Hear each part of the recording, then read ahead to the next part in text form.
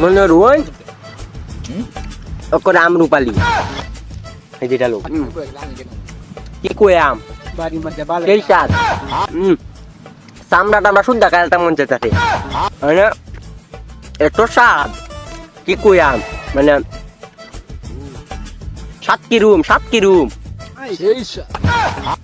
I সভ্য নষ্ট করছি আমদার আমলে যে আম খাইতাম মনে রুন আম তো আম না